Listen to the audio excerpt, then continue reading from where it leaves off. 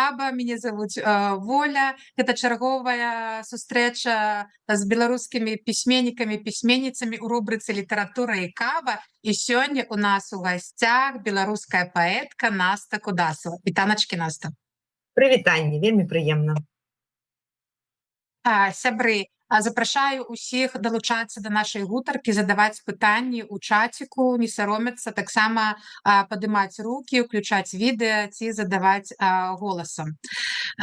Наста, у нас першае звычайнае пытанне, так як у нас рубрыка называецца літаратура і кава, то бок гульня слоў кава і ABA. Што вы больш любіце, каву ці гарбату? Я, канешне, каву.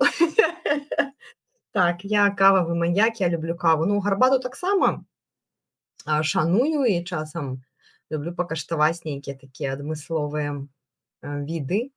Але так, кава гэта частка майго штодзённага жыцця, такі важны рытуал, напэўна, як ва ўсіх. Ну, не ва ўсіх, а ў многіх.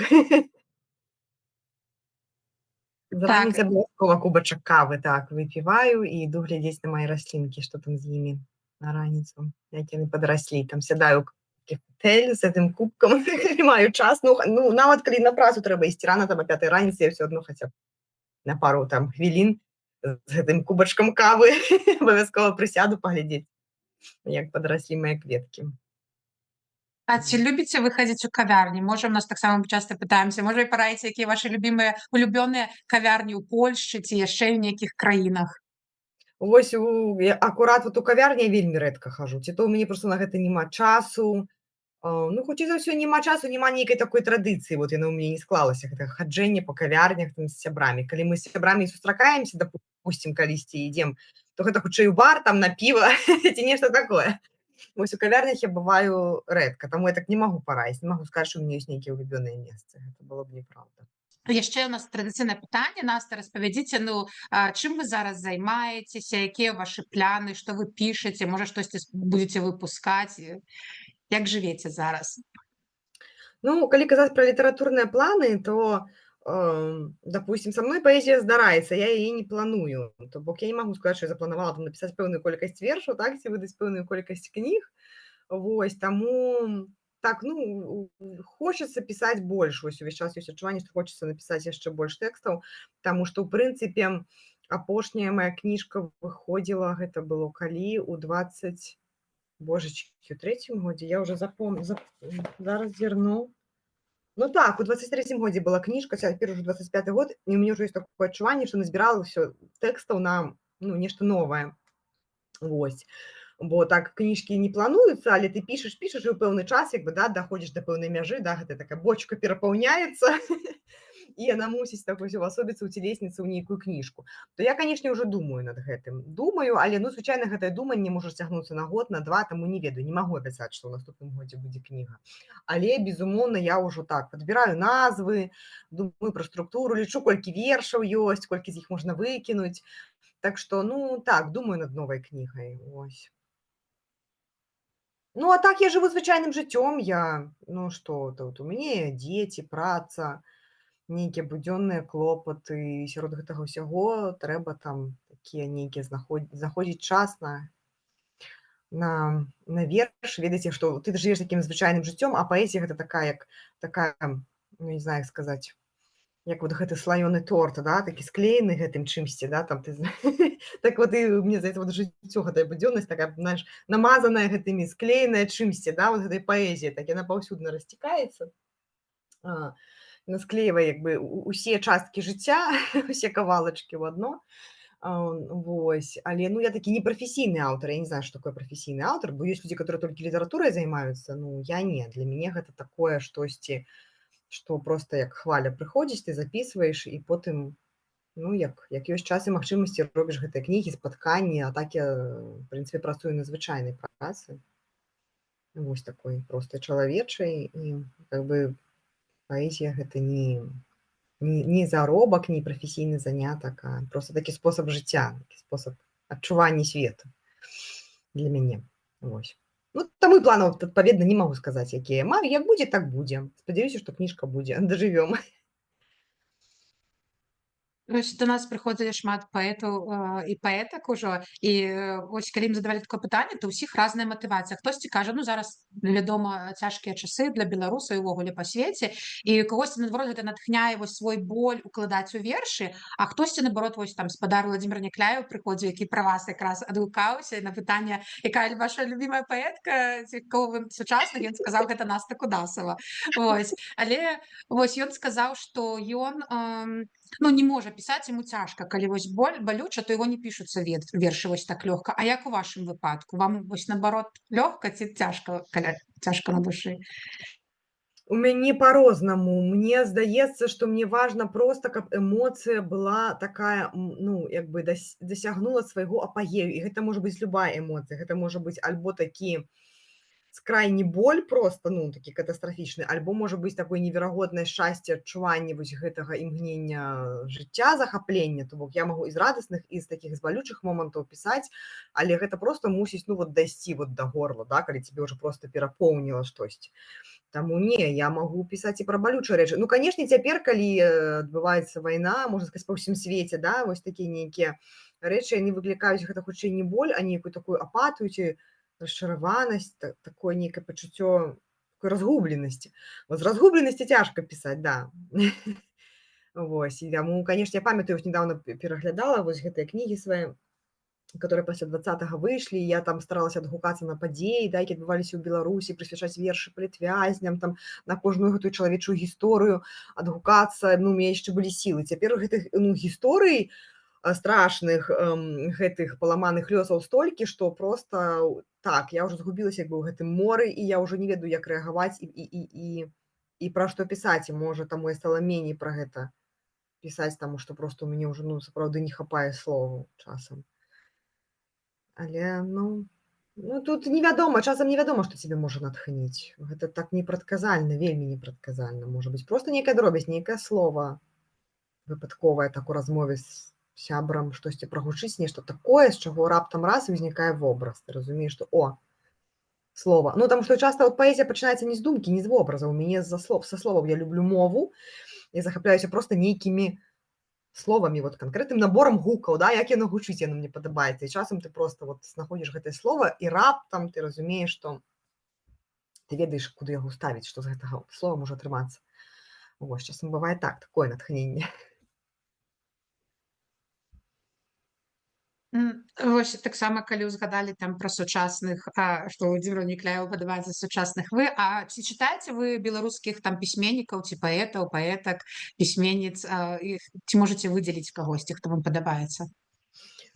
Ну, я, канешне, цяпер чытаю менш, чым хацелася, проста ў мяне няма на гэта часу, альбо часта нейкай такой не хапае, не ведаю, такога эмацыйнага здароўя, як гэта сказаць, на чытанне.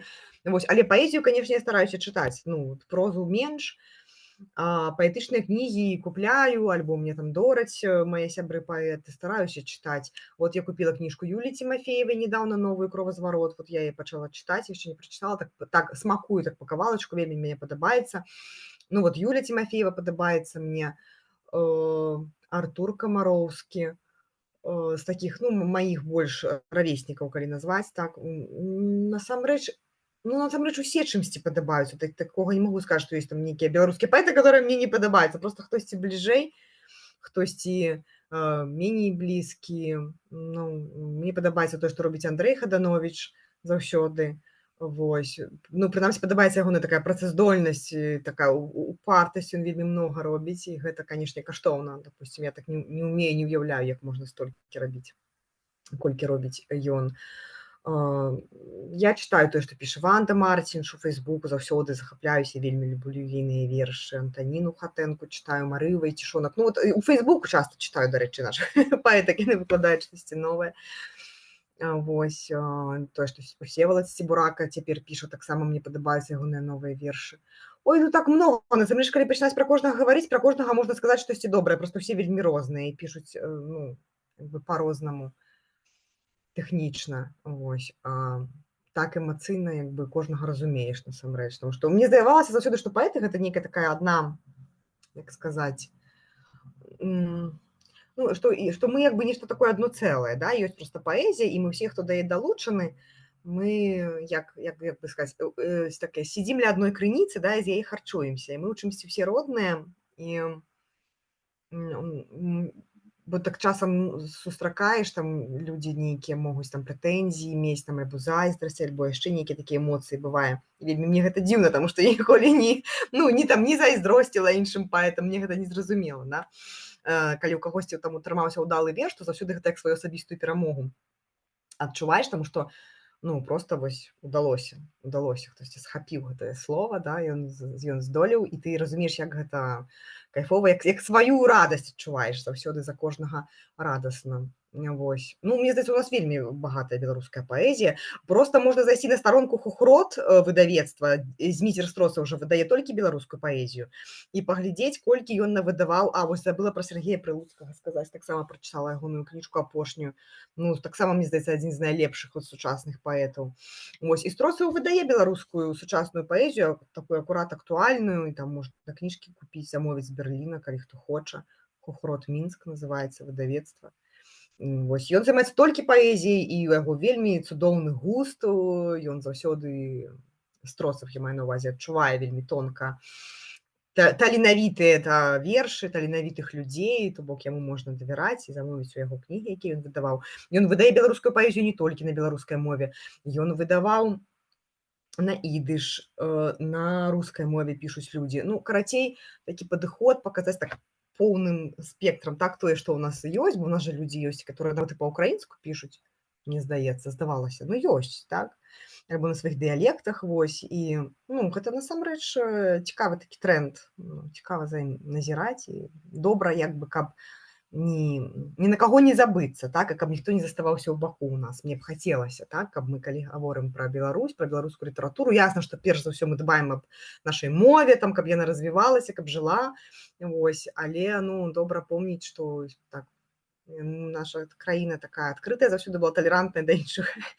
людзей, вось, і я так мару пра такую краіну, да, дзе ёсць адна дзяржаўная мова, допустим, беларуская, галоўная, але ўсе астатнія могуць гаварыць так, як ім зручна, і пісаць на любых мовах, на якіх захочуць. Па-польску, па-ўкраінску, як ім падабаецца, па-ангельску, па-руску, вось. І, хочацца, каб неяк так усе адчувалі падтрымку аднаго. І ў літаратуры, і ў жыцці. Вось. Калі вы вось калі вы самі пішаце вершы, ці можаце вы вось так вось, напрыклад, напісалі верш і сказалі: гэта нейкі будзе ачмурэнны верш, ці вам трэба, каб хтосьці звонку прачытаў і сказаў: ой, Наста, гэта так добра, ці умееце вы самі сябе аб'ектыўна ацэньваць? Я не магу сказаць, што аб'ектыўна, гэта не будзе ўсё адно аб'ектыўная ацэнка, калі сам сябе, але бывае, што сапраўды здараюцца такія тэксты, ад якіх проста самазахапленне, а якія проста невядома, як яны маглі нарадзіцца. Як бы, што таму што бывае, працуеш над тэкстам, допустим, нейкае натхненне, нейкі такі шкілет верша ёсць, але ты дапрацоўваеш, там падбіраеш нейкія словы, тут не хапае, там кавалка. А бывае вось гэтае цудоўнае пачуццё, калі верш прыходзіць, амаль цалкам гатовы. Проста вот раз, і яно проста адбылося нешта цудоўнае з табой. І, канешне, і звычайна гэта вельмі крутыя вершы, і абсалютна незразумела, як яны стварыліся, як я магла гэта напісаць. Я часам, бывае, нават перачытваю там нейкія такія творы ў сваіх кніжках старых знаходжу, і думаю, я не магла гэта напісаць, як такое можна было зрабіць, гэта проста вельмі, вельмі класна. Вось, да, здараецца такое. А бывае, напішаш, самому не вельмі падабаецца, альбо неяк так, тэкст напісаўся проста таму, што трэба было неяк выгаварыцца, так, гэта ж такая аўтатэрапія, все-таки проста ты выгаворваеш, не думаеш пра тое, там, моцны гэта тэкст, не моцны, проста, трэба напісаць і напісалася. А потым людзі пачынаюць казаць, там, вау, вось гэта крута, і ты глядзіш, сапраўды, можа, і праўда. Бывае, што, да, чужыя як бы гэтыя пахвалы, яны таксама так натхняюць, акрыляюць. Бывае і так. Але все-таки я стараюся больш сходзіць з сябе. Бо, ведаеце, такі, свет, ты можаш любой лухтой займацца, і заўсёды знойдзецца той, хто цябе пахваліць, як бы цяпер. Любую ўвогуле фігню можаш стварыць, і цябе знойдзецца там 3,5 падписчыкі, якія будуць табе заўсёды там апладысменты ставіць сэрца і кідаць, і казаць, што вау, ты там круты. Так што, гэта ўсё вельмі такое. Трэба неяк так унутраную гэту такую трымаць крытыку ў сабе все-таки. Такую саму іронію захоўваць заўсёды. Так, а мне ўвогуле заўсёды было цікава, ці ёсць нейкая аб'ектыўная ацэнка гэтых, вершаў? Таму што, ну, як вы кажаце, верш, ну, можа, я магу прачытаць і сказаць: «Вау, гэта геніяльна», а мой сусед ці суседка прачытае, скажа: «Ну, штосьці так сабе». Вось як ацэньваць, што гэта добры верш, калі густы ўсіх розныя? Ну, вот я не знаю, мне цяжка сказаць. Ну, як бы і ёсць гэтае вот адчуванне, што гэта вось моцна, гэта не. Але так вот цяжка сказаць фармальна, што, допустим, вось гэта добра, таму што напісана вот такім-то памерам, да, ці гэта добра, таму што вот тут такія добрыя рыфмы. Ну, в сэнсе, можна там адзначыць, што гэта добрыя рыфмы, добры вобраз там, ці там добры гукапіс у вершы. Але ўсё адно гэта нешта вот на ўзроўні проста вось пачуцця, як стыль, да, вось ты адчуваеш там стыль, там нешта такое вот, што ну, цяжка патлумачыць, чаму гэта стылёва, але яно неяк усё складаецца ў нейкі гарманічны вобраз, да, і ты вось можаш сказаць. А, а, так і з вершам, мне здаецца. Тут важная, напэўна, начытанасць, нейкая такая, ну, вот я ж філолог, я філфак закончыла, вось вы уявіце, што я там сотні тысяч кніжак прачытала, да, і колькі гэтых паэтаў там мы праходзілі, чыталі, і калі ты проста вось ведаеш уже там гэтую гісторыю літаратуры, там ад пачаткаў, што было, то, канешне, ну, ёсць такая ўжо, як это сказаць, такі крытычны погляд на тэксты, таму што, ну, вельмі цяжка ўжо вынайсці ровар, да, таму што ты ўжо ведаеш, што ўсё было, і ты, чытаючы там любы там тэкст сучаснага аўтара, ты можаш, ну, параўнаць там, калі ўжо такое было, ці такога не было, ці на што гэта падобна, ці чым гэта адметна, наколькі гэта арыгінальна, там, свежа, вось. Мне здаецца, ну, вось гэта, напэўна, важна. Такая начытанасць, ну, прафесіяналізм у тым ён і ёсць, што гэта твой нейкі досвед, да, калі ты доўга-доўга займаешся адной справай, ты ўжо ёй там вельмі там добра плаваеш, вось, ты многа гэтага ўсяго бачыў, і ты з аднаго там погляду гэтага, з аднаго гуку, ты, ну, чуеш гэта адметнае, ці гэта ўжо такое, што было ўжо тысячы разоў.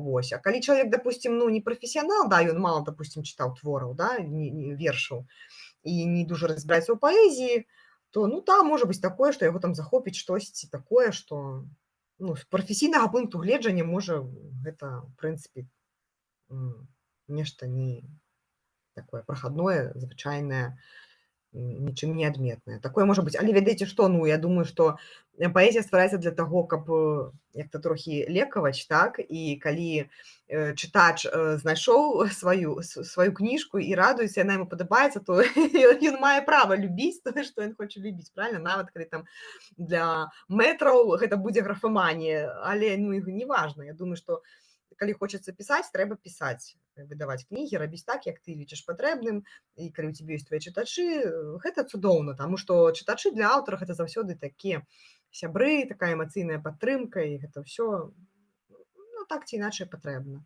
Вось, можа быць любая літаратура масавая, больш элітная, там, любая, я лічу, можа быць літаратура. Хай будзе так, каб усім было добра. Так, для мяне вось самы такі яскравы прыклад у тэму, это не пра літаратуру, але не пра Мгм. паэзію. Вось калі выйшаў радзіва прадок Андруся Горвата, я ведаю, што яго там вельмі шмат крытыкаў пісалі, што гэта, ну, нешта абы што, а людзям, ну, вось дасюль ужо 10 гадоў Мгм. прайшло, як гэтая кніга выйшла, это адна з улюблёных кніг Мгм. усіх беларусаў, настолькі была народная любоў. Таму так, не заўсёды крытыкі маюць Ну, рацыю. так, так, так, так. Маеце рацыю, так. Ну, мне падабаецца вельмі радзіва прадок. Мне здаецца, я нават тады была ў журы, калі Андрусь атрымаў за гэтую кнігу што прэмію дэбют, па-мойму, ён атрымаў. Да. Вось. І ну, гэта быў адзінагалосны выбар, дарэчы, журы, па-мойму, там нават ніхто не сумняваўся. Я памятаю, як мы галасавалі. Вось. Таму, ну, да, заўсёды знойдуцца крытыкі, знойдуцца, можа быць, зайздроснікі, нават калі кніжка мае такі поспех, то гэта пачынае кагосьці раздражняць, допустим, да, як это так. Адкульці з'явіўся нейкі невядомы там Горват, і тут раптам ён захапіў народную любоў. Мне здаецца, хутчэй ад гэтага з'яўляецца нейкае такое. Вось, а так, да, так можа быць. Так, часам гэта супадае. Часам не супадае народная любоў з нейкім такім разуменнем прафесіяналаў, а часам супадае. Ну, гэта тады ўвогуле добра, мне здаецца. А як вы адносіцеся да прэміі Гідройца? Таму што там увесь час таксама нейкія скандалы, камусьці штосьці не далі, там не дадалі, перадалі. Як вы лічыце, наколькі яна аб'ектыўна і, ну, увогуле вашы адносіны да яе? Мне цяжка сказаць, бо ведаеце, што ўсё-такі гэта прэмія празаічная, я ў ёй не прымала ўдзел, да, ніколі. І не, ну, там не была ў журы, ніякім бокам не датычылася. Вось, толькі бачыла вынікі, да, допустим, што калі ў паэтычных прэміях я там часам брала ўдзел у гэтых галасаваннях, была членам журы, то, ну, там магу ведаць, як гэта адбываецца. А тут, ну, мне цяжка сказаць. Але ведаеце што, ну, тое, што людзей там штосьці раздражняе, тое, што яны гэта ўсё абмяркоўваюць, ну, гэта насамрэч добра. У сэнсе такога маркетынгу гэта добра, што ёсць некая такая движуха, да, што там няхай гэта нават там і сварацца, але галоўнае, каб ўсё-такі кніжкі гучалі, каб гэта не было такое, што нейкі міжсабойчык, прэмію там уручылі, ніхто нічога там не слухаў, не ведаў, дзе там што. Вось, па гідроце заўсёды ўсё вельмі гучна, і гэта добра для прэміі, для аўтараў, няхай яны гучаць.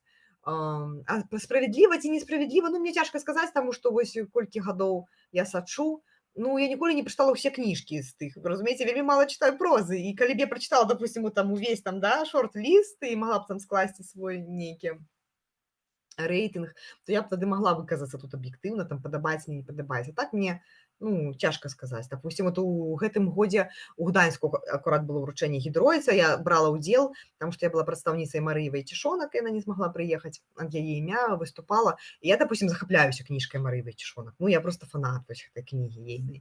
Але яна не атрымала ні першага, ні другога, ні трэцяга месца. Ну, а мне б хацелася, каб яна атрымала. Але гэта не азначае, што тыя, хто атрымаў, атрымалі несправядліва, так?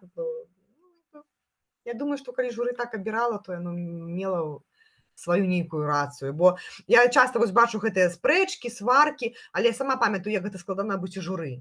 І потым ты вот выбіраеш, там часта гэтыя сябры журы таксама паміж сабой не згодныя, там што, ну, бывае, што 50 на 50 там галасы дзеляцца. Але ж людзі гэтага не бачаць, яны бачаць толькі вынік.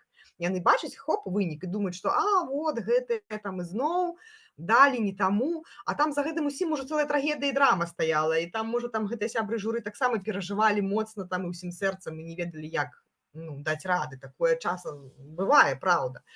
І бывае, што там галасуеш за аднаго, у мяне такое было, там, што ты хочаш аднаму аўтару даць, але, ну, большасць галасоў за іншага, і ты такі сходзіш з такім, ну, што як бы не твой, там, допустим, аўтар атрымаў прэмію. Ну, то так што мы бачым толькі вынік, а як яны прысуджаюцца гэтай прэміі, там, як гэтыя сябры журы там абмяркоўваюць, і чым яны кіруюцца, тут цяжка сказаць, ніхто пра гэта не раскажа. Вось, я все-таки веру, што, ну, больш-менш адносна аб'ектыўна гэтыя рэчы ў нас робяцца. Як бы там ні было, як бы там не сварыліся ўсе, то я чамусьці думаю, ну, што справядліва. Я веру у справядлівасць нашай літаратуры. Так, дзякуй. Я, прынамсі, таксама радуюся, калі бачу нейкія спрэчкі, ці, як мы называем, бульбасрачы, таму што, прынамсі, яны беларускія, пра беларускія і пра беларусаў. Мы не Так, так. Пушкіна, Бузава, Невзорава абмяркоўваем, а беларусаў. Мгм. Гэта цудоўна. Гэта Так. вельмі натуральна для грамадства. Сябры, я вас заклікаю далучацца да нашай гутаркі, бачыце, як нам цікава і весела, то вы пішыце каментары, ці там, ці гэтыя пытанні задавайце, рукі падымайце, мы будзем рады вас пачуць. Я яшчэ хацела вось спытацца, мы так трошкі сышлі ў бок да гэтых крытыкаў, пра калі вяртацца пра вершы. Вось зараз вельмі папулярны ў беларускай паэзіі верлібы. Мгм. А раней усе, памятаю, у школе, ну, вы вывучалі, там же не было такіх, все былі рыфмаваныя, от Янка, Янка Купала, Якуб Кола, все вось гэта. Мгм. Чаму вось такі пераход менавіта, я ведаю, там, напэўна, ў ангельскай я мала чытаю, але, думаю, нямецкай літаратуры яны заўсёды былі такія белыя гэтыя вершы. А чаму ў Беларусі ў Мгм. сучаснай сталі менавіта вось так пісаць? Ці ёсць у вас адказ? Ну, не, уся еўрапейская літаратура, яна ідзе да такога разбурэння гэтага традыцыйнага верша. Гэта абсалютна, як бы сказаць, такі цяпер заканамерны шлях. У беларускай літаратуры яны не толькі цяпер папулярныя, ну, Максім Танк пісаў верлібры, там, ну, то бок яны ў 20 стагоддзі як бы ўжо пачынаюцца і ёсць. Насамрэч, для мяне гэта ніколі не было такім важным пытаннем. Гэта пытанне такой формы, а чаму аўтар абірае тую ці іншую форму. Ну, гэта так у яго ўнутры гучыць. Я проста калі верш пішу, для мяне гэта гучыць як песня, я гэта чую як музыку, і я таму не магу напісаць верлібр. Допустим, для мяне гэта вельмі складана, я не ўяўляю, як напісаць верлібр можна. Ну, і у мяне ёсць некалькі, яны ў мяне ёсць, але ўсё адно я люблю вось гэтую музыкальнасць мовы, і, ну, таму я кіруюся, допустим, гэтым, калі пішу.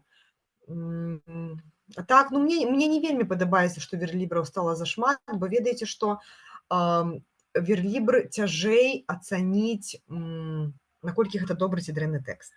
З рыфмаванай паэзіяй нашмат прасцей. І там ёсць нейкія такія свае, скажам, ну, адразу вот відавочныя паказчыкі таго, што гэта класна ці гэта туфта. А з верлібрамі бывае складана. І это вельмі складаная форма, насамрэч, верша, так? Вось. І калі ты чытаеш Разанова, у цябе не ўзнікае сумневу, што гэта геніяльна. А часам чытаеш нейкіх такіх аўтараў менш вядомых сучасных і не можаш зразумець, у чым прыкол. Ну, у мяне такое часам бывае, да? Вось. І я разумею, што, ну, да, вот верлібр гэта вельмі хітрая такая форма верша, потому што для некаторых гэта спосаб проста спрасціцца хіба, ці што, ну, як бы. Але гэта памылкова, таму што верлібр гэта не проста. Гэта не азначае, што ты можаш проста не рыфмаваць і сабе дазволіць выказаць сваю думку вот так вот у форме такога эсэю, размазаным па аркушы паперы. Не, вось. Таму, да, вот да верлібра ў мяне такое стаўленне насцярожанае, таму што я разумею, што так, любы можа схавацца і сказаць, што вот я так думаю, я так хачу, я лічу, што гэта файна. Не, трэба, ну як, я давяраю свайму густу. Мне вельмі цяжка сказаць, як аб'ектыўна ацаніць добры ці дрэнны верлібр. Ну, я звычайна так сабе кажу, што калі я чытаю верш і я не заўважыла, як ён напісаны, то гэта добры верш. Тому калі ты чытаеш, ты проста не зважаеш, гэта рыфмаваны верш ці гэта верлібр. Ты не звяртаеш на гэта ўвагу, ён проста цябе захоплівае, гэты верш, гэты твор, і ты яму давяраеш. Вот я чытаю, допустим, зараз там кніжку Юліі Цімафеевай, і я просто не зважаю на то, што гэта верлібр. Просто мне гэта не істотна. Мне істотна тое, што я цалкам суперажываю гэтаму вершу, я яго адчуваю. Вось. Мне здаецца, ну, гэта найважнейшае. А чаму так адбываецца? Ну, гэта доўгая размова, чаму так адбываецца. Гэта такая доўгая літаратуразнаўчая размова, чаму цяпер такі час. Можа, у пэўным сэнсе гэта нейкае такое разбурэнне гэтага, ведаеце, таксама патрыархальнага гэтага старога грамадства, мне здаецца, ўплывае і на мову таксама, і гэта жаданне вырвацца з гэтых вось формаў такіх навязаных, таму што гэта ж такая як традыцыйная форма, да, сілаба-танічны гэты верш рыфмаваны, гэта такая традыцыйная, нібыта навязаная форма, да, у якую ты мусіш уціснуцца. Вось, і можа быць, верлібр, вольны верш, да, як бы ён же гэта азначае вольны верш. Ён, ну, мне здаецца, да, для таго і быў першапачаткова задуманы, што як бы паказаць, што я магу вольна, я не мушу ўцісквацца ў рытм, у рыфму і во штосьці яшчэ, я магу вольна выказваць думку. Ну і цяпер 20-21 стагоддзе ясна, што людзі хочуць вырвацца з усіх путаў і быць вольнымі і ў вершах таксама. Напэўна, я так думаю. Можа, таму у нас у Беларусі столькі зараз паэтак і называюць Беларусь краіна паэтак, таму што мы вырываемся нарэшце з гэтага патрыархальнага грамадства. Так, яна вельмі жаночая цяпер сапраўды беларуская паэзія. Не, мужчынскія імёны таксама ёсць добрыя, але, канешне, так, чамусьці адразу вось, калі кажаш беларуская паэзія, то ўзнікае такі вобраз жанчыны, жаночай літаратуры. Гэта, канешне, так, цікавы феномен. Тут Наталя пытаецца. Мне вельмі падабаецца Насты зборнік вершаў «Маё невымаўля». Скажыце, калі ласка, як узнікла такая назва? Дзякуй за пытанне, вось дзякуй. Я таксама люблю гэты зборнік, вельмі адна з такіх маіх любімых маіх кніг. А я не ведаю, як узнікла. У мяне ўзнікаюць часта новыя словы, і ў гэтай кнізе многа такіх наватвораў. Гэта такое нейкае натуральнае памкненне, калі вось я адчуваю, што ёсць нейкая з'ява, нейкае пачуццё маё, і я не магу знайсці яму слова адпаведніка ў той мове, якая ёсць. А ёсць у мове там суфіксы, прыстаўкі, да, там карані пэўныя, да, і ты, маючы гэта як канструктар лего, набор гэтых інструментаў, дзейсных, цалкам легальных, можаш стварыць з іх, у прынцыпе, такое нармальнае новае дзейснае слова. Вось, ну ёсць немаўля, дзіця, немаўля, да, у якога як бы нема мовы, да, калі этымалагічна не прамаўляе, немаўляці. Вось, а маё вось гэтае тое, што ты не можаш вымавіць, тое, што ты проста, ну, паэзія ж гэта акурат ёсць, гэта невымоўнае, да, ты спрабуеш знайсці яму выхад. Ну, і так неяк склалася, што невымоўнае і немаўля, і вось выйшла такое невымаўля. Ну, гэта ёсць там верш у гэтай кнізе, да, пра невымаўля. Пра паэзію, па сутнасці, гэта паэзія мае вершы. Гэта маё невымаўля, такое дзіця, якое ты люляеш, ці яно цябе, ці ты яго. Вось. Ну неяк так. Так ствараюцца гэтыя новыя словы. Там многа насамрэч такіх вось. Цяпер я радзей іх, ствараю. Ну, сэнсе ствараю, неяк самі ўзнікаюць радзей. А раней вось так проста ўвесь час прыходзілі нейкія новыя гэтыя такія, не знаю, я не ведаю, чаму яны прыходзяць. Але, ну, ведаеце, што мовы заўсёды так развіваліся. Вельмі многа такога было ў свеце заўсёды, што пісьменнікі прыдумвалі нейкія словы, якія потым станавіліся часткай мовы. Гэта нармальна прыдумаць слова і увесці яго ва ўжытак. Ці бывае у вас такое, што вось там трэба падабраць нейкую рыфму слова, і у вас вось няма его, вы там ідзеце шукаеце ў слоўніках, ці яны лёгка вам прыходзяць вось гэтыя рыфмы? Ну, у слоўніках я не шукаю рыфмы, але шукаю доўга, таму што я вельмі не люблю банальных рыфмаў. Ну, калі вы чыталі мае кніжкі, вы заўважылі, што проста ў мяне на гэтым пункцік я проста страшна не люблю. І я ўвесь час, канешне, да, шукаю штосьці такое, каб гэта была такая недакладная, такая тонкая больш рыфма. Нет, я просто слухаю вось, не, просто з галавы я іх выбіраю. У прынцыпе, у слоўнікі я зазіраю, калі пішу вершы, часам зазіраю ў слоўнікі, проста каб сябе спраўдзіць, бо ўвесь час у сабе сумняешся, забываеш там, як нейкія формы гучаць, альбо шукаеш нейкі сінонім. Вот я памятаю там, што вот было там, вот было нейкае такое слова. Там, я помню, вот калі верш гэты там, можа быць, потым прачытаю, там, прывыкаць пакваля да сукатай кавенькі ўспамінаў, да, і вось мне гэта слова кавенька ўспомнілася, але помню, што былі яшчэ нейкія вось такія падобныя, ну, допустим, сінонімы, я палезла ў слоўнікі, нарыла сабе яшчэ там гэтых падобных словаў, і ў верш некаторыя ўлезлі, увайшлі. Вось. То бывае, да, што нешта вот круціцца ў галаве. Памятаю, што ёсць такое вось у беларускай мове нейкае такое вот слоўца там старажытнае, было. І тады, да, пайду ў слоўнікі, пашукаю, і вось я яго там згадала, знайшла, і яшчэ там бывае нейкі. А бывае, што проста чытаеш калі слоўнік, то так проста па ходзе раптам вока цапляецца за яшчэ нейкія словы, якія таксама табе падаюцца вельмі прыгожымі. Слоўнікі я з дзяцінства люблю чытаць, дарэчы. Я памятаю, што ў мяне слоўнікаў заўсёды было многа, і вот проста мне падабалася як кніжку вот адкрыць і вот чытаць слоўнік. Вось, можа, таму так многа і словаў гэтак у галаве дзесьці там засела, такіх не часта ўжываных, такіх непапулярных. Ну, як мы бачым па вашых вершах і па вашых расповедах, што у вас, ну, вельмі вялікі такі слоўнікавы ўнутраны запас беларускай мовы. А як увогуле ў ваша жыццё прыйшла беларуская мова? Таму што, ну, ведана, у ўсіх па-рознаму. Кагосьці з дзяцінства, кагосьці там так, хтосьці ў 20-м. Якія вашы стасункі з беларускай мовай? Ну, і это такая складаная, такая доўгая гісторыя. Спачатку я помню, як я вот была маленькаю, і я у нейкі момант пачала ўсведамляць, што тая мова, на якой мы гаворым, гэта не зусім руская мова, што як бы я думала, што мы па-руску гаворым, да? Вось. А потым так пачынаеш разумець, што там, ну, бабуля там заўсёды гаварыла гуркі, там, бульба, морква, там, да, гарбузы, там, павець, ну, нейкія такія словы, там, ты прыязджаеш у вёску, і ты як бы чуеш, як бы гэта хутчэй такая трасянка была, але, ну, больш беларуская мова, і мама з ёй на такой мове гаварыла. Вось. І я помню, пачынаеш падрастаць, там, 6, там, 7, можа, 8 гадоў, там, гэтыя дзве мовы пачынаюць у мяне раздзяляцца. Бо я помню, што я чытала з маленства, можа, з 3 гадоў кніжкі, мама казала, што я чытала ўвесь час. Я помню, што я чытала ўвесь час, і гэта ж пачатак 90-х гадоў, тады пачала выходзіць гэтая беларуская літаратура вельмі многа. І у мяне было многа гэтых кніжак на беларускай мове. І я ўжо толькі калі падрасла і залезла ў сваю дзіцячую бібліятэку, я зразумела, што я чытала кніжкі на беларускай мове. І не ўсведамляла гэтага, то бок яны ў мяне не падзяляліся да пэўнага моманту. Я проста чытала і на той, і на той. А калі пачала сталець, то раптам усведоміла, што іх дзве. Што ёсць тая і тая, там, ну, можа, не знаю, там, у першым, другім, там, класе, да, там, у нейкім такім вот уже узросце, што, оказывается, гэта дзве розныя мовы, і што мы, оказывается, беларусы, насамрэч, што ёсць беларуская мова асобная, а вось тое гэта нешта іншае, што ў нас не кажуць свёкла, там, или лук, у нас кажуць цыбуля, і гэтак далей.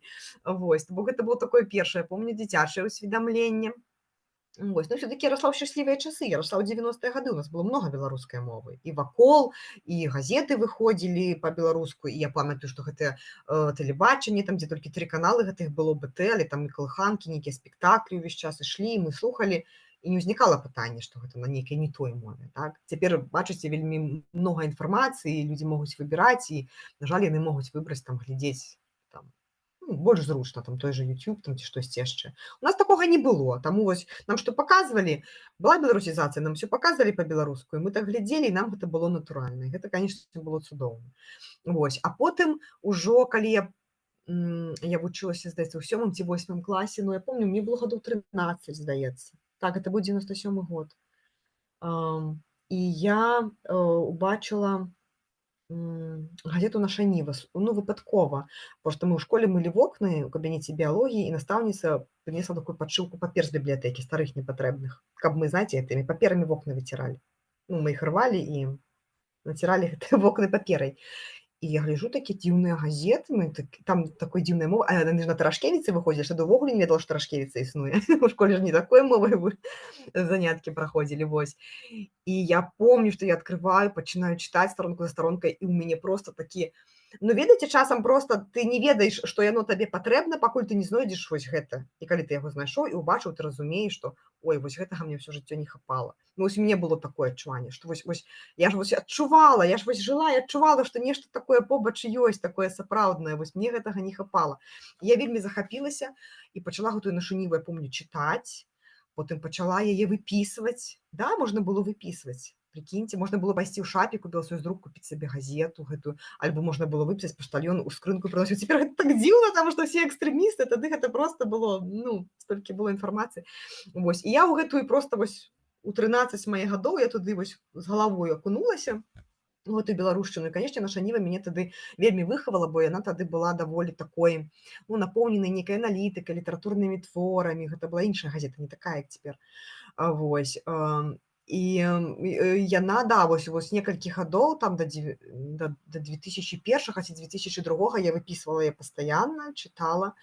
Вось. І я, канешне, да, я перайшла на беларускую мову. І ўжо пачала ў школе весці дзённік па-беларуску, гаварыць па-беларуску. Вось. І пэўны час я была толькі беларускамоўнай, прынцыпова. Ну, я ж кажу, тады неяк гэта было не забаронена, то бок я проста, мне не падабаўся ў дзённіку чырвона-зялёны сцяг, і мы заклейвалі бел-чырвона-белым сцягам. І нам нічога за гэта не было, разумееце? То бок я так скончыла школу, атрымала залаты медаль, заўсёды хадзіла з гэтым значкам тут, з пагоняй.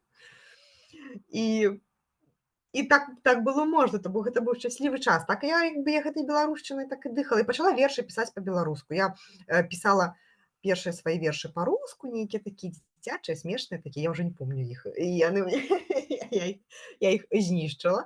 Вось. А як пачала пісаць па-беларуску, вось гадоў з 14, гэтыя першыя вершы, і мая настаўніца, таму што я ёй давярала, мы былі ў добрых стасунках, настаўніца рускай мовы, вось.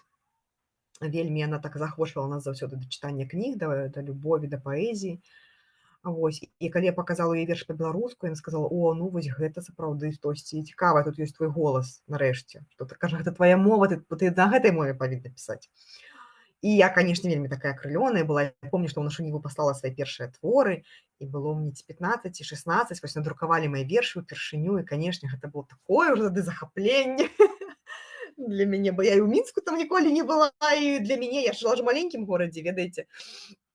Вось, для мяне там надрукавацца ў сталічнай газеце, у сапраўднай гэтай «Нашай Ніве», которую я выпісваю, гэта было проста дасягненне неверагоднае.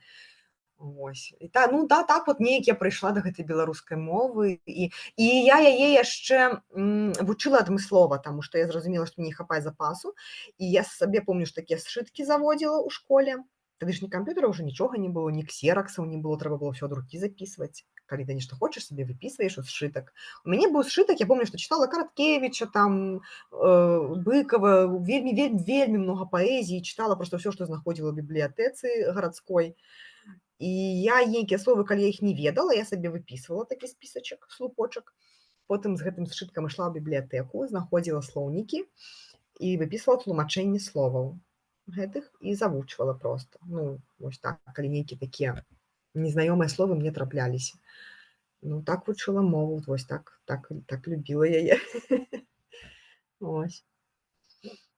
Дзякуй, такая цудоўная гісторыя. Я вельмі люблю вось слухаць гэтыя натхняльныя гісторыі пра нашы кароткія 90-е, таму што я сама папала ў гэты час. Я нават адхадзіла 2 гады да 95-го года, паспела ў беларускамоўны клас. І вось таксама я прыклад той гісторыі, што дзецям так натуральна пераходзіць на беларускую. Мне бацька, я заўсёды часта дзялюся гэтай гісторыяй, расеяць. У нас в сям'і размаўлялі па-руску, мама на трасянцы, ну і бабуля на такой трасянцы.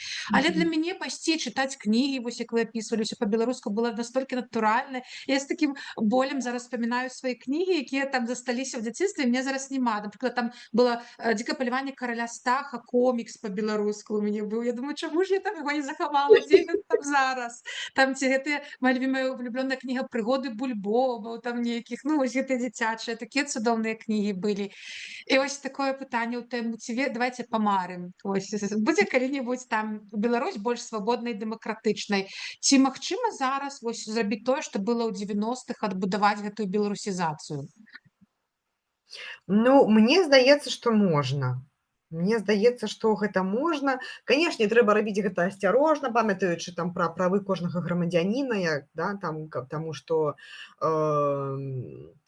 як бы нельга прымусіць чалавека любіць беларускую мову і на ёй гаварыць. Можна толькі зрабіць яе вельмі прывабнай, так, каб людзі самі захацелі гэтага. Вось, я не думаю, што трэба там замкнуць, там зачыніць усе там рускія школы, да, і забараніць усім гаварыць па-руску. Ну, так гэта не пройдзе дакладна.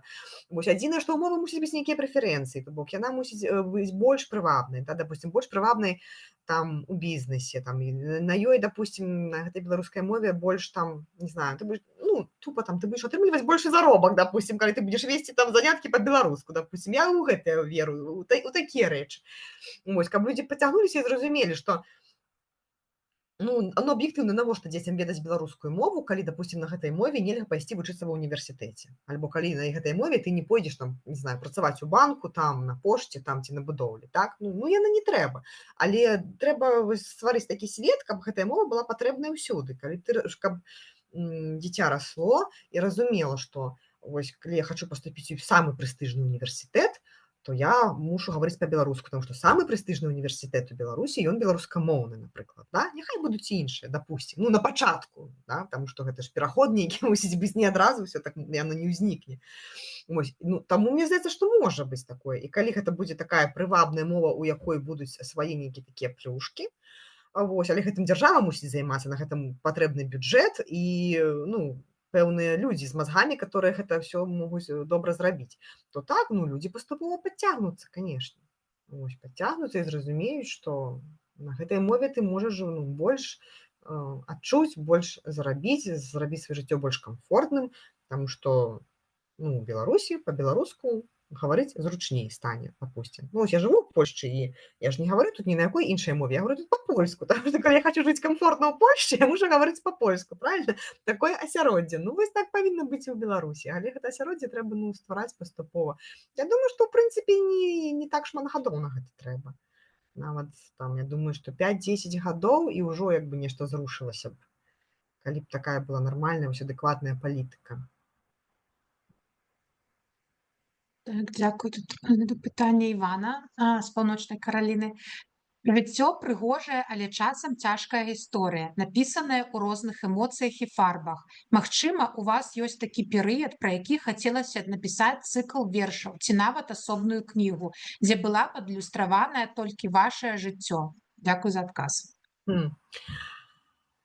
Ну, толькі маё жыццё, так? Насамрэч, заўсёды, вось калі пішаш у пэўнай ступені пра сябе любімую, але не таму, што думаеш, што я такая адметная, так? А хутчэй пішаш заўсёды пра сябе, таму што разумееш, што ты такі ж, як усе астатнія. І што тое, што я там адчуваю нешта, да, там, ну, захапленне жыццём, альбо там каханне, альбо нейкі боль ад таго, што адбываецца вакол, гэта тыя эмоцыі, якія адчуваюць і іншыя людзі. Там тут цяжка сказаць, што я там магу нешта там адмысловае пра сваё жыццё напісаць, таму што я ўсё-такі сыходжу з таго, што мы, ну, нейкія такія базавыя эмоцыі пражываем аднолькавыя, ну, нейкія такія базавыя гісторыі, так. Калі мне вельмі хацелася, у мяне была такая задумка, яна ў мяне і дагэтуль ёсць, у мяне многа твораў пра Карэлію, Таму што я вандравала многа ў Карелію і вельмі натхнялася ёю. То бок вось пра гэта я хацела скласці кніжку і думала, што ну так паступова вот пішу і цяпер часам пішу пра яе нейкія такія творы, натхнёныя Кареліяй. І думала, што, можа быць, зраблю асобную кнігу, да, пра Карелію, але ў мяне таксама было заўсёды пытанне, наколькі гэта патрэбна іншым людзям, таму што да, сапраўды гэта мая гісторыя, мая любоў. Вось. І таму я яшчэ не прыдумала сабе не абаснавала, чаму гэта трэба іншым. Калі мне з'явіцца нейкае вось гэтае тлумачэнне і разуменне, чаму гэта гісторыя універсальная, а не толькі мая асабістая, да, што я ў гэтым бачу, як гэта падаць, як гэта расказаць, то, можа быць, я зраблю такую кніжку. Вось. Ну, пакуль не знаю. А так, да, так я всё-таки стараюся, як бы, я стараюся не думаць, што я унікальная і што маё жыццё унікальнае. Акурат, мне здаецца, вось вершы пішуцца для таго, каб разам з іншымі пражыць ну, нейкія такія вось рэчы, которые усім зразумелыя. Да? Калі нам усім баліць, то ну, нам усім баліць, і мы разумеем, што нам баліць канкрэтна. Так, дзякуй, сябры. Апошні шанец задаць пытанне, то хутка мы папросім Насту зачытаць нам колькі вершаў і будзем ужо развітацца. Таму кагосьці ёсць апошнія нейкія пытанні, каментары, калі ласачка, пішыце, падымайце рукі. І дзякуй усім, хто ўжо задаў. Дзякуй, да, было вельмі цікава. Ну, Так, самой успомніць штосьці там. Самой пра сябе часам штосьці карысна ўспомніць. ну тады так, пачытайце, калі ласка, калыханку для дачушкі, Алена. Мгм. Так, да, у меня есть 2 калыханкі для сына і для дачкі з кнігі «Маё не вымаўля». Вось я бачу пытанне, так. Пра рытуалы. Ці маю нейкія рытуалы перад тым, як пачаць пісаць? Ну, ведаеце, не, у мяне няма такога, што мне трэба ўзяць кубак кавы, там, допустим, сесці, і там я пачну пісаць, альбо там келіх віна. Просто вось яны бывае, што ты, не знаю, як это такое назваць, это такой вось вершик, такое трымценне ва ўсім целе. Ты вот жывеш там дзень, 2, 3, і ў цябе такой, як нейкі такі невроз пачынаецца, нешта там у табе вот такое вось яно вот уже падступае. Вось. І тады мне для таго, каб яго напісаць, мне трэба проста пабыць у цішы сам-насам. Найлепей там, допустим, калі я там еду ў аўтобусе там з працы, і вось дарога вельмі класна дапамагае, вось гэты рух, да, там ты сядзаеш у аўтобус і раз адключаешся, і тады вось тое, што там у табе гэта вось кіпела некалькі дзён, яно раптам пачынае выгаворвацца. Ты такі раптам кажаш, так, Настя, ну, што там? Ну, прызнавайся сабе, да, вось, што ты адчуваеш насамрэч. Гэта такое, як такі самім з сабою на сеансе псіхатэрапіі знаходзішся, задаеш сабе пытанні, адказваеш, разумееш, што ты адчуваеш, што гэта было, што цябе трывожыла насамрэч усе гэтыя дні, якое пачуццё, ці там закаханасці, ці нейкая трывога, ці боль. І яно складаецца ў словы. То бок альбо я еду, альбо мне трэба ісці нагамі, выхадзіць. Ну, не сядзець, я не магу. Я калі сижу, у мяне адразу спыняецца гэтая мова. Вось выхадзіш гэты верш, ну, а потым ужо прыйду дадому, запісваю, там рэдагую, так. Неяк так. Вось. Дзякуй вялікі. Вось чытаю проста каментары, тут бачу такія прыемныя словы. Дзякуй. Так, ну, калыханку потым прачытаю. Проста, можа быць, у нас будзе блок там нейкіх чытання вершаў, і я тады ўжо прачытаю ўсё, што людзі прасілі, так? Ці мы ўжо перайшлі да гэтага? Ну Ці яшчэ да, будзе? перайшлі, тут вам добрыя каментары, я могу таксама зачытаць. Ой, тут расколквае. Так, Надзея з Італіі, вашыя вершы заўсёды для мяне пра нешта сапраўднае і шчырае. Таксама наступны каментар: вельмі рада асабістаму знаёмству, Наста, наш скарб беларускі. Люблю, слухаю, улыбаюся. Троймяста, таксама мая любоў. Мгм. Дзякуй, да, это Ірына піша, я зразумела. Так. Ну, там памяркоўваюць языкавы талібан у нейкіх чаціках, ну, гэта ўжо такое, Ну, добра. не ў тэму. Вось, таму да, давайце да верша перайдзем. Добра, давайте тады, да, бо я так, у прынцыпе, не рыхтавала асабліва, я з сабой маю некалькі кніжак. А колькі ў нас мінут на чытанне вершаў будзе, як вы думаеце? Колькі вам захочацца. Толькі мне захочацца. Добра, ну, Так. вы, калі што, будзеце казаць яшчэ, альбо там, альбо намекаць, што варта спыняцца. Добра. Ну, некалькі вершаў з кнігі «Маё невымаўля» тады на пачатку будуць. Люляй мяне, маё невымаўля, закалышы ўвесь боль на сэрцы змоўчаны. Я запалю мінулага кальян, я абдыму цябе хвастом вавёрчаным. За ўсё гарчэйшы памяці тытунь, ды ўжо кранае зола клапкай макавай, і я, закалыханая, расту, вось-вось, і пацалую сосны ў макаўкі. Ну, гэта насамрэч пра такое вось адчуванне, калі доўгая бессонніца была, а потым пад раніцу пачынаеш засынаць, і часам у гэты перыяд прыходзяць вершы. І гэта такі стан крыху, не знаю, такі галюцынагенны нейкі, як сказаць. Вось у гэтым стане адчуванне росту, калі пішацца. Праз парэзы барознаў чуе глеба вясну. Так што дзейнічай, лёс мой, не шкадуй, паласуй. З'ела голас мне здрада, грэх душу абкарнаў, але можа і я дам, хоць бы жмень зярна. Ну і вось калыханкі ў мяне ёсць для дзетак. Калі мы былі маленькія, пісала ім. Спачатку для сына прачытаю, калыханка для Ягора.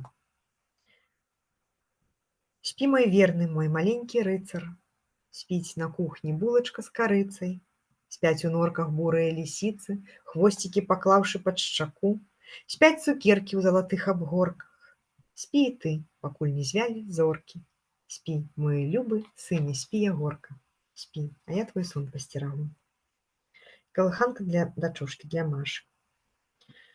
Спі, дачушка, ночка ўжо імгліцца, спіць жучок салодка на былінцы, дзесьці едуць мірыяды прынцаў да цябе, і кожны на кані. Спіць стракоска, спяць пчала і вусень, спяць усе дзяўчаткі Беларусі. Спі і ты, чароўная Маруся, спі, моя хорошая, засні.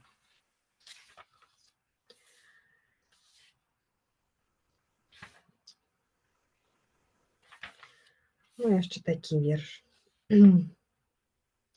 А жнівень тут падае, проста на голаў салодкімі зоркамі алычы, і з разгаданых жаданняў нашых зорнае варыць сочыва. Уціскаюцца дні ў жалудовыя цельцы, дзверы замкнёныя на ключы, і ціша такая, што нават сабакі ад вусцішы выюць па-воўчы.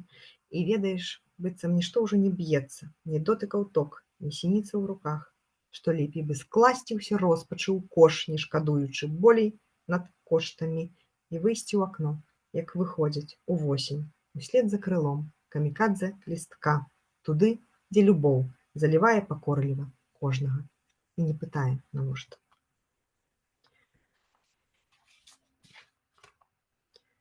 Проста верасень гладзіць жалуды па галовах, зняўшы душу ў капелюшы. Я з усіх чалавечых і рыбіных моваў помню толькі люблю і пішы. Быццам дзесьці пад скурай, прарыў цеплатрасы, вострым кіпнем балючага ты. Быццам восень моя зараз кінецца з часу, як на бераг ад шчасця, кіты. Ну і памятаючы пра учорашнюю дату, все-таки, да, гэты жнівень, бо той верш, што я прачытала, ім ужо гадоў 10, нават больш. А я хацела прачытаць некалькі вершаў, напісаных ужо ў 20-м годзе. Яны склалі вось гэтую кніжку. Я працягваю, якая ў Строцава выйшла. Некалькі з таго часу. Ну, хочацца скончыць на аптымістычнай ноце, таму гэта будзе не канец, але некалькі трэба, каб прагучалі все-таки сёння.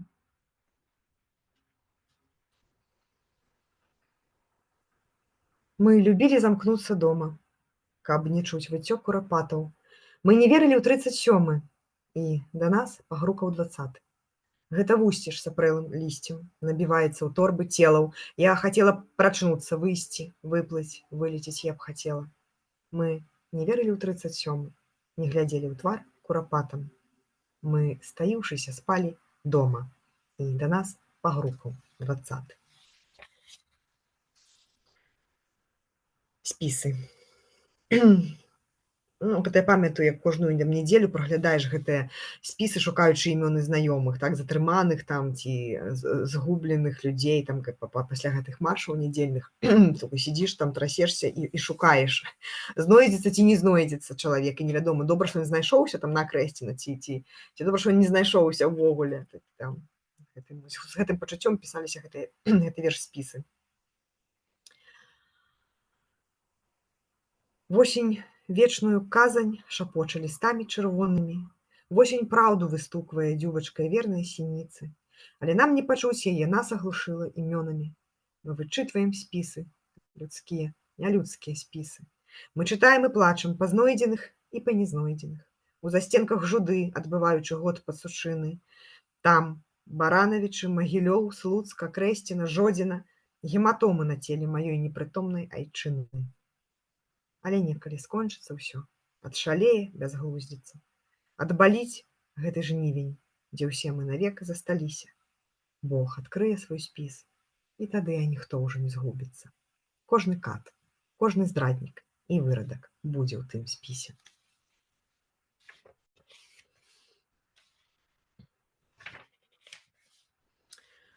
Так. Ну, таксама адзін з найважнейшых вершаў з гэтай кніжкі называецца «Маналог лекара дрэваў». Ён прысвечаны Сцяпану Латыпаву. Я яго ўжо много разоў дзе чытала, можа быць, вы чулі і ведалі. Але ўсё-такі, да, мне вельмі кранула гэтая гісторыя, я тады сачыла за ягонай гісторыяй, калі ён спрабаваў скончыць жыццё самагубствам у зале суда. І неяк, я не ведаю, чаму гэты вобраз так прыйшоў, калі я прачытала, што ён арбарыст, што ён чалавек, які займаецца дрэвамі. Неяк так напісаўся вось гэты маналог ад імя лекара дрэваў. Залатую сасну не паставіш у мох на калені. Яна пойдзе за сонцам на дыбачках, дзе б не расла. Калі б вы былі дрэвамі, вам бы хапіла сумлення. Калі б вы былі дрэвамі, вы б не змаглі без святла. Вы б не выраслі ў хлусаў, ганебных, звыродлівых катаў, што бягуць баязліва на кожны бязглузды загад. Калі б вы былі дрэвамі, вы б не забіліся ў статак. Вы б маглі звацца годна, як пушча, дуброва ці сад. Дрэва дбае аб дрэўным сваім, не цураецца лекаў, разумее, як важна гаіць і лісцё, і душу. Чалавек адзін здольны згнаіць у сабе чалавека і працягваць няісным галлём выдаваць нейкі шум. Каб вы толькі адчулі, як цёпла ў нябёснай спарудзе, калі грак грачанятак гадуе ў цябе на плячы. Але вы не вылечныя, не. Вам, бязгнёздыя людзі, я не здольны дапамагчы.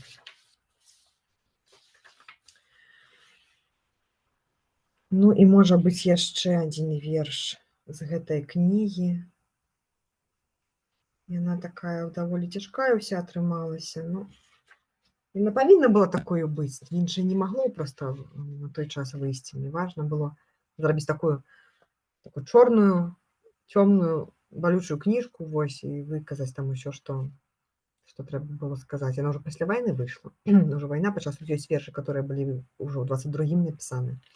Вось, а гэта я пісала перад ад'ездам з Беларусі. Я прашу цябе, едзь адсюль. Я прашу, бяжы. Хоць адну душу ад пякельнай ночы выратуй. Гэта нашы, Вер, ля дарогі стаяць крыжы. Гэта нам з табой свежы дол сярод пустак вырыты. Я прашу цябе, едзь, ратуйся, бяжы адсюль. Тут гадамі білі паклоны чужынцу злодзею, апаганьвалі наш пачэсны пасад, пакуль мы спявалі, спадзяваліся, карагодзілі. Я прашу, не раздумвай, не азірайся, едзь. Я не маю сіл глядзець, як мы не вынырваем, як жывое нішчым, сцяўшыся пад павець, як мы забываем, што такое быць шчырымі. Я прашу, зберажы чалавека ў сабе, з'язджай. Я ўжо не выдужваю гэты боль, не выплакваю. Тут самота, страх, немата, бедната і жаль. Усё цягнуць і цягнуць народ мой вякоў, клакаю. А пасля, калі вернуцца, голас, любоў і слых, калі зможам задыхаць нанова ў сусветным вэрхале, тады ўстань, я прашу, ідзі і сведчы пра тых, што насуперак слабасці гэтых радкоў не з'ехалі. Добра, гэта былі вершы з кнігі, я працягваю, ну і хацелася яшчэ некалькі, можа быць. Ёсць яшчэ час? Так, ёсць. ну, некалькі просто каб скончыць на нейкай іншай ноце. Вось ёсць кніжка побач у мяне такая, таксама выйшла ўжо тут у Варшаве. Вось гэта вось две апошнія, атрымліваецца. Можа, прачытаю пару вершаў з гэтай кнігі і яшчэ парачку, ну, такіх зусім ужо новых, которые яшчэ пакуль не ўвайшлі ні ў якую кнігу, але, як я ўжо казала, спадзяюся, што нешта будзе. Вось. Бо такія жывуць насамрэч толькі там, дзе тонка. Ну, а ўсё, што рвецца, я складаю рупліва ў рукаў. І пакуль мяне ненавідзяць чужыя жонкі, я ўсплываю між вамі штодня паплаўком радка. Я кажу, вось вецер, кажу, вось хлеб, а вось дотык. Я кажу, вось самоты пражэрлівыя смаўжы. Гэта Бог, я кажу, прайграе па нябачных нотах нас усіх. А яшчэ я кажу, табе лепш бяжы. Бо такія жывуць насамрэч толькі там, дзе тонка. Каб усё, што рвецца, струной стала ў горле начэй. І пакуль дзесьці спяць сном ружовым мужы і жонкі, я кажу, цячы рака, і рака цячэ. Добре, хто з США, я там скинула спасылочку, кнігу побач можна набыць у США ў онлайн-кнігарні Літарка. Непрыемна. Дзякуй. Тады яшчэ пару вершаў з гэтай кнігі. Сівому туману вычэсвай густую поўсць, пакуль захліпаецца вечар самотай воўчай. Я ведаю, тут у кожнага хтосьці ёсць, каб грэць у далонях далоні, углядацца ў вочы. Не мрой жа, такіх у шчаслівыя не бяруць. Ты цень ад крыла, ты не варты нічога, нічога.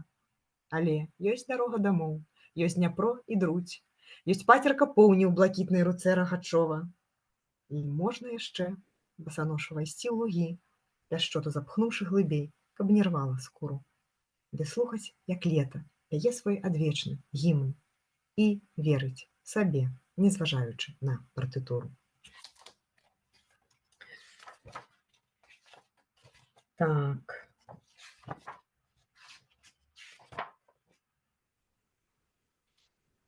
Добра.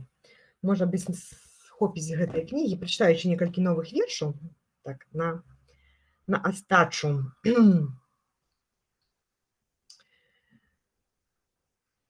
Ёсць розныя вершы.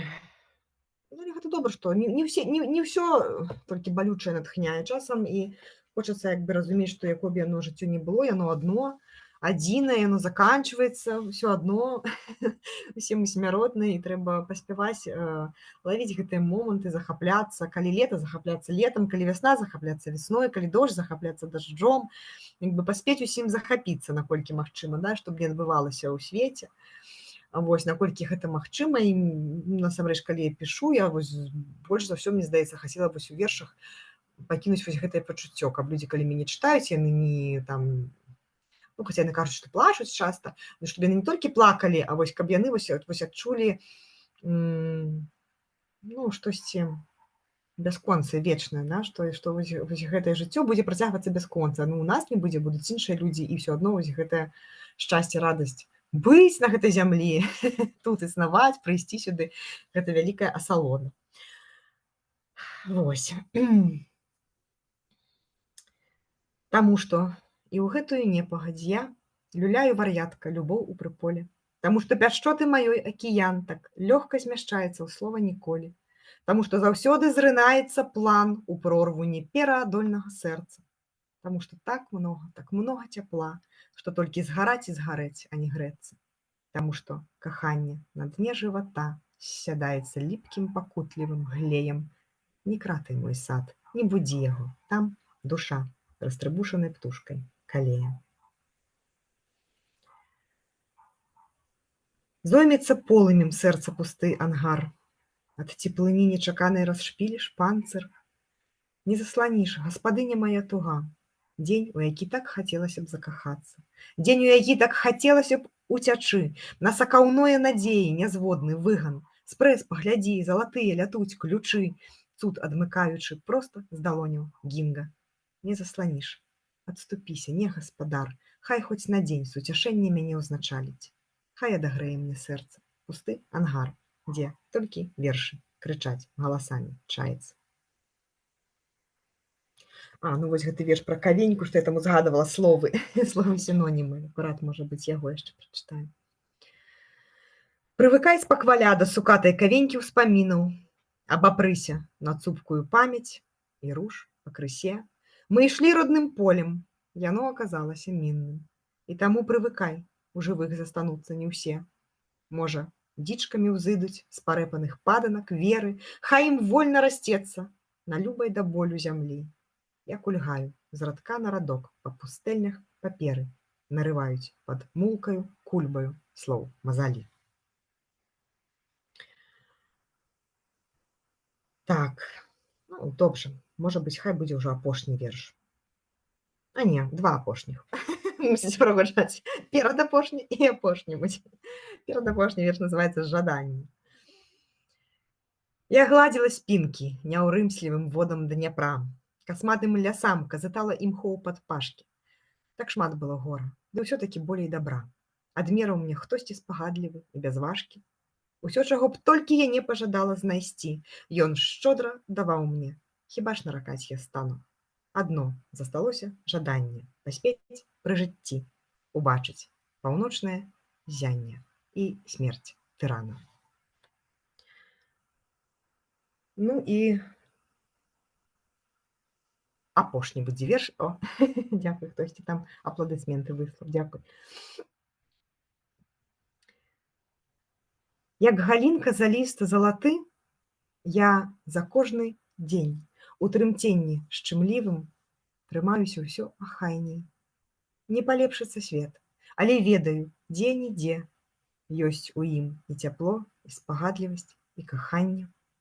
Мяне зшылі з пакутаў, пад скуру ўвагналі жах. Я народу майго скатаваная лялька вуду. Але ўчуеш радвесне ў задорлівых капяжах і усміхаешся зноў, як дзіця, і чакаеш цуду. І калі гэта ўсё прамінае, бы марны шквал, калі не застаецца ні іскры ад нас, нічога, дык адкуль тады столькі бязлітаснага хараства разліваецца ўсцяж па зямлі, па галлі, па шчоках. Вось, што я хацела вам сказаць. Дзякуй за спатканне. Дзякуй вам, это было вельмі прыгожа. Зараз усе пойдзем па сваіх, у нас у Амерыцы дакладна яшчэ раніца, дзень, пойдзем па сваіх справах натхнённыя, а хтосьці ў Еўропе пойдзе спаць з прыемным пачуццём. Вялікі дзякуй, спасіба. Так, дзякуй, сябры, ўсім, хто вам далучыўся, за вашы пытанні. Так, Ольга піша: дзякуй вялікі, вельмі люблю, калі Наста чытае свае вершы, чакаем новы зборнік. Дзякуй, гэта было цудоўна, шчыры дзякуй, дзякуй, Ольга і Наста. Вельмі дзякуй вам, сябры. Таксама аб'явачка, ў наступным месяцы мы працягваем, мы кожны месяц сустракаемся з новымі пісьменнікамі, пісьменніцамі, паэтамі, паэткамі, і ў наступным месяцы у нас будзе ў гасцях Артём Сізінцаў, аўтар кнігі пра ножны шпурляк на Аршаншчыне. Прыходзьце, гэта вельмі унікальная кніга, якая выйшла ў Скарына Прэс. Я думаю, гэта будзе вельмі цікава. Аб'явачку шукайце ў соцсетках Хаба. Я там наскідвала спасылачак вам, каму бяспечна, падпісвайцесь, чытайце, у нас вельмі шмат чаго цікавага ў ЗША адбываецца, а онлайн можна ўвогуле з усяго свету далучацца. З вами была Асацыяцыя беларусаў Амерыкі, літаратура і кава, Воля, Наста Кудасава. Дзякуй, сябры.